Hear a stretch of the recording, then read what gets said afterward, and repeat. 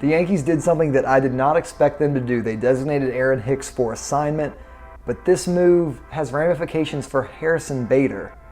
Hello and welcome to Louisville Slugger Yankees, where we talk Yankees baseball from Louisville, Kentucky. Okay, first off, let's review Aaron Hicks' career with the Yankees. He was the longest tenured position player with the Yankees, with the team since 2016, had 3 years left on his contract, around $30 million, but it was a move that had to be made. Hicks was one of the more productive center fielders in baseball when he was on the field from 2017 to about 2020, but he started to slow down. He had that wrist injury that really zapped his power. You could just tell over these past few years, Aaron Hicks wasn't the player that he once was or when he was playing with the Yankees early on in his career. And I really liked Hicks. He seemed like he fit well and he was well liked with the clubhouse.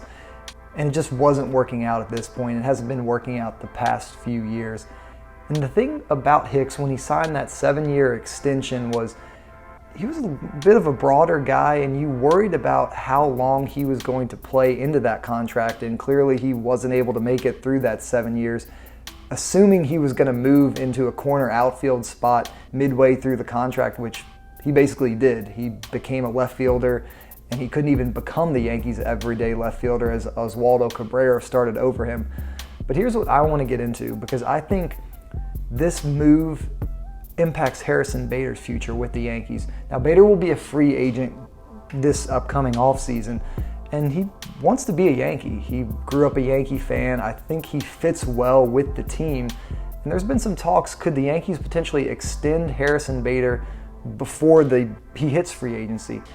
The thing is, I think the Yankees are going to learn from this Hicks experience, and Bader's not going to get the chance to get extended or even pursued possibly in free agency with the Yankees. Ideally, I would like Bader back for the next few years, 3, 4, 5 years, because Jason Dominguez is obviously coming up, and Bader should be the Yankees starting center fielder ideally for the next 2 or 3 years, and Dominguez could potentially fit in left field. You've obviously got Aaron Judge in right. The question is, Bader's going to want more than 2, 3, 4 years. He's going to want a longer-term deal. We saw the same thing with Andrew Benintendi this past offseason. The Yankees didn't want to go to 5 years, and I think Benintendi didn't want to be in New York. Bader does want to be in New York. But will the Yankees be willing to offer Bader 5 years for $70 million, $80 million? I don't know if that's a price they're going to want to pay, especially after you look how Aaron Hicks kind of fell apart later on in his contract. And it's also important to remember Bader uses a lot of his athleticism.